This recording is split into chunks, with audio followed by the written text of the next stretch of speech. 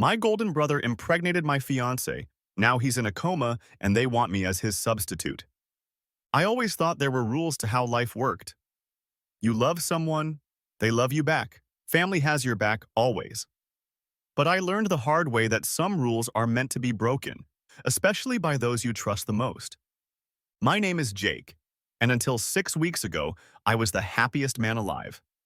I had just proposed to Lauren, my high school sweetheart. We'd been together for nearly 10 years, through college, our first jobs, and all those growing pains in between. When she said yes, I felt like everything in my life was finally falling into place. I've been waiting to call you my fiancée since we were 17, I told her the night I proposed. She had tears in her eyes, and I thought they were tears of joy. My parents threw us an engagement party. My father, Richard, a man of few words, actually raised a toast. My mother, Susan, fussed over every detail, making sure everyone knew her son was finally settling down. And my older brother, Brandon, the golden child of the family, gave a speech that had everyone laughing and crying. "To my little brother and his beautiful bride-to-be," he said, raising his glass, "may you have the happiness you both deserve." If only I'd known what those words really meant. Within weeks, Lauren changed. Her phone would buzz late at night and she'd turn it over, hiding the screen. She'd avoid my eyes when I talked about wedding venues. When I asked if something was wrong, she'd say, "Just wedding stress." And like a fool, I believed her. Then came the night that shattered everything. "We need to talk," Lauren said, Brandon standing beside her in my living room. Their faces were grim, and something in me already knew. "I'm so sorry, Jake," Lauren whispered. "I've been unfaithful with Brandon." I felt like I was drowning. The room seemed to tilt sideways as Brandon spoke. "I've loved her for years, man," he said, not a trace of shame in his voice. "After you proposed, I couldn't keep it in anymore, and she felt the same." Lauren couldn't look at me. "We've been seeing each other since the engagement party. I'm pregnant, Jake. It's Brandon's baby." I didn't realize I was moving until I felt my knuckles connect with Brandon's jaw. He stumbled backward, Lauren screaming as he crashed into the coffee table. "Jake, stop it!" Lauren grabbed my arm, her eyes wide with fear. Not for me, but for him. I shook her off, my voice barely recognizable even to myself. "Don't you dare touch me!" Brandon stood up, rubbing his jaw. No remorse, no shame, nothing but arrogant defiance in his eyes. "What the hell did you expect me to do?" I spat. "Congratulate you? I expected you to be an adult about this," Brandon replied, straightening his shirt. "I can't help how I feel about her, and she can't help how she feels about me." Lauren was crying now, those same tears I'd once found beautiful. "Jake, please understand, this isn't what I wanted. It just happened. The heart wants what it wants." "What it wants?" I laughed, the sound hollow and strange. "What about what you promised me? 10 years, Lauren. 10 fucking years." My parents arrived then, summoned by Lauren's panicked text, I later learned. Mom rushed to Brandon's side, checking his face where I'd hit him. "What have you done?" Mom hissed at me. I looked at her in disbelief.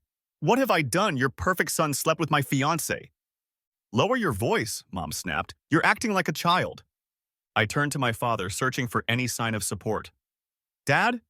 He just stood there, eyes downcast, saying nothing. "It's unfortunate how this happened," Mom continued, her tone businesslike. "But you weren't married yet. These things happen. Brandon and Lauren have real feelings for each other." She touched Lauren's stomach, her eyes suddenly bright. "And they're giving us our first grandchild." "You can't be serious," I whispered. "What I'm serious about is your behavior," Mom continued. "You need to grow up and accept this. Family comes first, and right now you're being selfish." That night, I learned Lauren's parents had kicked her out when they discovered the affair. And where did she go? To my family home. My bed had barely cooled before she moved into my brother's room. I packed a bag that night. Mom stood in the doorway as I threw clothes haphazardly into a duffel. "If you walk out that door," she said, "don't bother coming back until you've accepted the situation." I looked her straight in the eyes. "Then I guess I won't be coming back." 5 years passed, 5 years of therapy, of nightmares, of failed attempts at relationships because I couldn't trust anyone. 5 years of ignoring my father's occasional calls and text messages. 5 years of hearing through mutual friends about the wedding, about my nephew's birth, about how happy Brandon and Lauren were. 5 years of rebuilding myself from scratch only to still feel hollow inside. Then, on an ordinary Tuesday morning, my phone rang.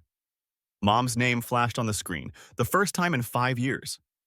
For some reason I couldn't explain, I answered. Jake? Her voice sounded strange, strained. You need to come home. It's about Brandon and Lauren. I hung up the phone, my hand trembling. 5 years of silence, and this is what she calls for? My mind raced with 1,000 thoughts, none of them making sense. I checked my email an hour later and found another message from her. Urgent? Call your mother immediately. The sight of her name in my inbox brought back the taste of betrayal, bitter as acid on my tongue. I shouldn't call. I had promised myself I was done with them all. But something, curiosity, or maybe the last threads of family obligation I couldn't quite sever, made me dial her number. She answered on the first ring, her voice broken by sobs.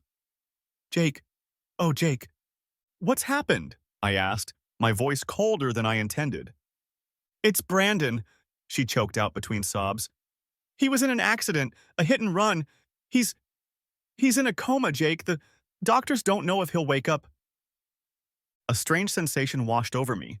Not satisfaction, not exactly grief, but something complicated and uncomfortable. I didn't want Brandon dead. Despite everything, I couldn't wish that, but I couldn't pretend the news upset me either. I'm sorry to hear that, I said finally, meaning it more for her sake than his. You need to come home, she said, her voice suddenly firm through the tears.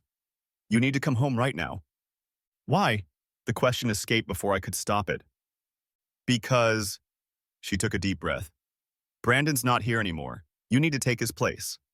For a moment, I thought I'd misheard her. What? Lauren and your nephew are suffering. We need you now. I need you to step up and be the man of the family. The audacity stunned me into momentary silence. You want me to replace Brandon? To take care of Lauren and his kid? Not just financially, she continued, as if what she was saying made perfect sense. You need to move back home. I'm getting old, Jake. I can't take care of them by myself. The realization of what she was asking hit me like a physical blow. 5 years ago, they'd shown me the door when I wouldn't accept their betrayal. Now they wanted me to return and assume Brandon's responsibilities to the woman who'd cheated on me with my own brother. Are you out of your mind? I finally managed. Brandon's in a coma, not dead, and even if he was, Lauren is not my wife. That child is not mine. How can you be so heartless? She shouted, her voice cracking. You're the only one we can turn to. 5 years of therapy, of rebuilding myself from the ashes they'd left me in, and nothing had changed. To her, I was still just a backup plan, a poor substitute for her golden child. I was never family to you, I said, my voice rising despite my efforts to stay calm. Brandon was your only son. Now you want me to replace him? I'm not your fucking spare tire. Jake, please. No, you listen to me for once. 5 years ago, you chose Brandon over me when he stole the woman I loved. You welcomed her into your home while showing me the door. You don't get to call me now and ask me to clean up your mess. She was crying again, harder now, but I felt nothing. The pain that had once consumed me had hardened into something impenetrable. Your son is still alive, I said. Your real son, the one you actually give a damn about. Go be with him.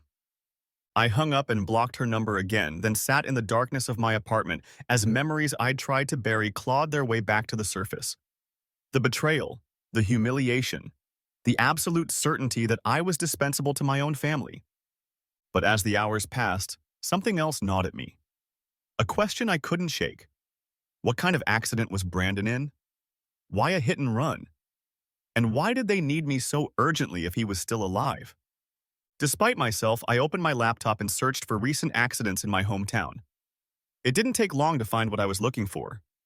Local man in critical condition after highway collision. The article mentioned Brandon by name, described his injuries as life-threatening, and noted that police were searching for the driver of a dark sedan that had fled the scene. Against my better judgment, I kept reading. The accident had happened late at night on a stretch of empty highway. Brandon had been alone in the car. No witnesses had come forward. Something about it felt wrong, but I couldn't put my finger on what. I closed the laptop, trying to push it all away again. This wasn't my problem anymore. But as I lay in bed that night, staring at the ceiling, my mother's desperate plea echoed in my mind. You're the only one we can turn to. Why me? After all this time, why me? I couldn't sleep that night. Every time I closed my eyes, I saw Brandon lying in a hospital bed, tubes running from his body, and my mother standing beside him, waiting for me to walk through the door and make everything right. By morning, I was a wreck, exhausted, irritable, and unable to focus on anything. My boss noticed and sent me home early, telling me to sort out whatever's eating at you. If only it were that simple. Sitting in my apartment, I kept replaying my mother's words. Was I heartless? Was I running from responsibility? A part of me, the part still tethered to the idea of family, whispered that maybe I should at least visit Brandon in the hospital. Not for him, but for my own peace of mind. But another voice, louder and more insistent, reminded me of how they'd discarded me when I was no longer useful. I decided to call my father. In all the years of family dysfunction, he'd been the quiet one, the reasonable one. Maybe he could make sense of this madness. He answered on the third ring, his voice soft and tired. Hello, Jake. Hey, Dad, I said, surprised at how normal it felt to hear his voice. How are you holding up? As well as can be expected, he sighed. Brandon's condition is unchanged. The doctors are monitoring the swelling in his brain. I hesitated, then told him about Mom's request. She wants me to come home and replace Brandon. Take care of Lauren and the kid. Is she serious? There was a long pause. I expected him to apologize for her, to say she was just distraught.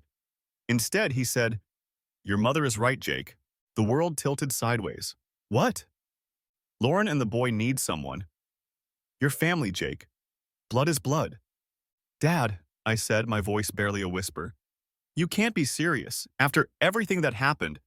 You and Lauren have history, he interrupted. You loved her once.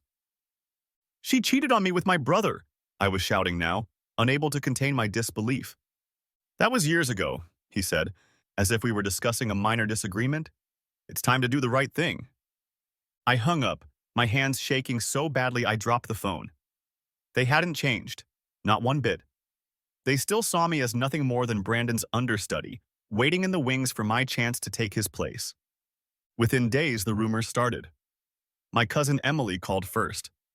Jake, what the hell is going on? Aunt Susan is telling everyone you said Brandon deserved what happened to him. What? I couldn't believe what I was hearing. She says you refused to help because you're still bitter about Lauren, and that you said, and I quote, karma finally caught up with him. I felt sick. I never said that. I would never say that. Then Uncle Rob called. Then my old high school friend whose mother still played bridge with my mom. All with the same story. Jake the monster, Jake the unfeeling brother who abandoned his family in their time of need. Your parents are telling everyone you laughed when you heard about the accident, my cousin said during our second call. But most of us know that's bullshit. We remember what Brandon and Lauren did to you. It was small comfort. The damage was already spreading through the family like poison. Some believed the lies, looking at me with newfound disgust. Others stood by me, creating a rift that would likely never heal. That night, I had to take an anxiety pill for the first time in over a year. As I waited for it to kick in, I wondered if I would ever escape the shadow of what happened 5 years ago. They had moved on with their lives. Brandon and Lauren building their perfect family, my parents delighting in their grandchild, while I was left alone to pick up the pieces of mine. And now they wanted to drag me back into their orbit, to use me as a replacement for the son they actually wanted. No, I wouldn't let them manipulate me. Not again. Not ever. But even as I made this promise to myself, a small voice in the back of my mind whispered, What if there's more to this story than you know? The voice wouldn't leave me alone, that whisper of doubt. What if there was more to this story? What if I was missing something important? I tried to silence it with work, with exercise, with mindless TV shows that demanded nothing of me. Nothing helped. I kept seeing Brandon's face, hearing my mother's desperate voice on the phone. 5 days after that call, I came home late from a grueling day at the office to find a familiar figure standing on my front step. Even from the street, I recognized my mother's rigid posture, the set of her shoulders that always tightened when she was angry. She hadn't seen me yet. I could still turn around, drive away, check into a hotel for the night. But as I slowed my car, she turned. Our eyes met. There was no escape now. I parked and approached slowly, keys clutched tightly in my hand like a talisman.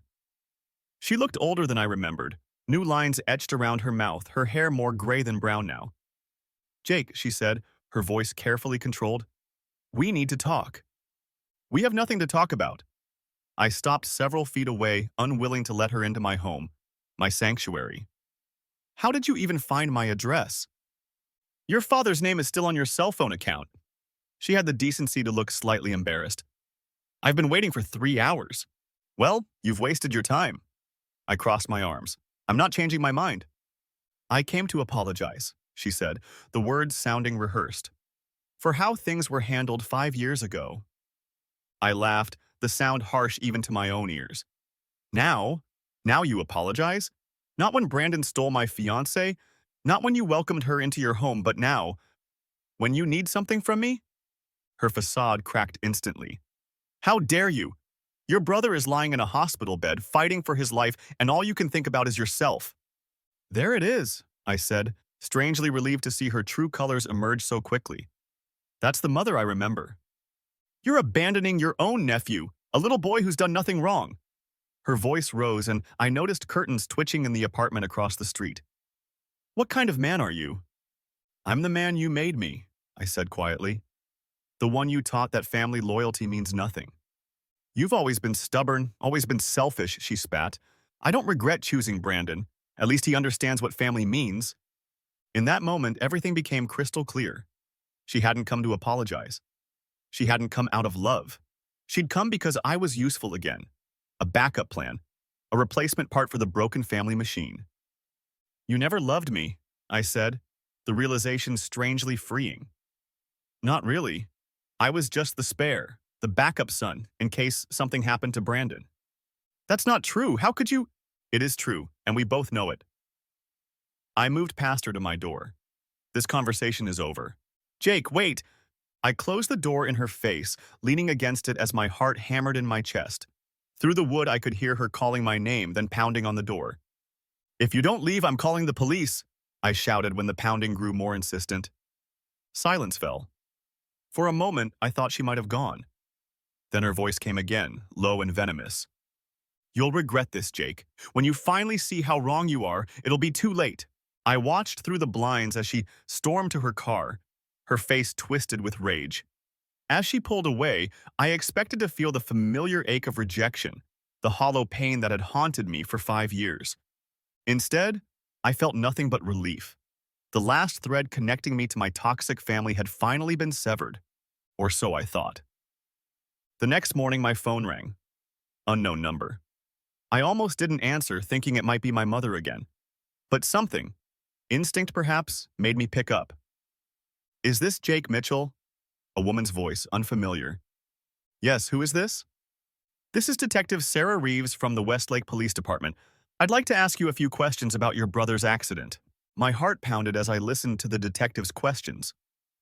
Had my mother accused me of something?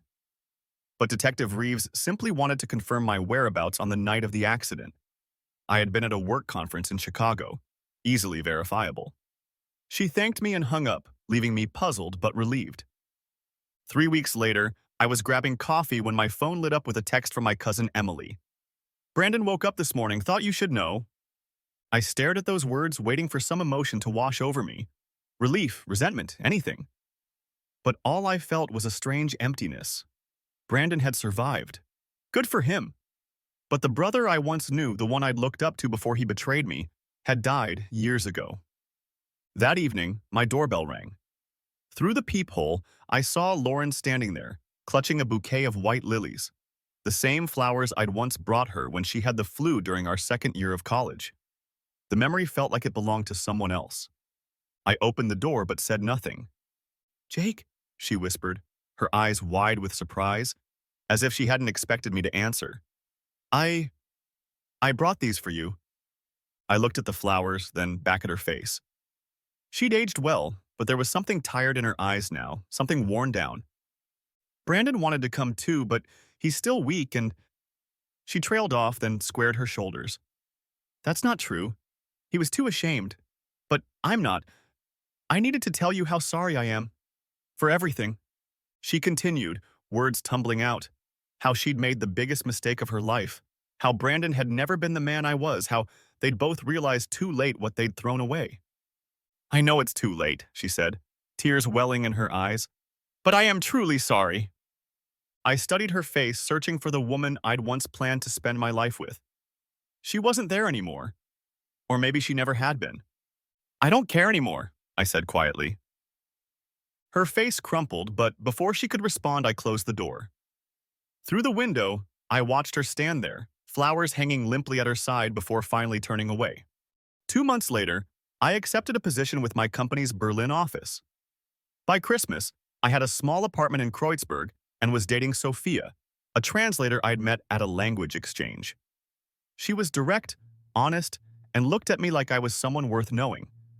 Not someone's brother, not someone's ex, just me. My parents sent a Christmas card that first year. I threw it away unopened. The second year, they didn't bother.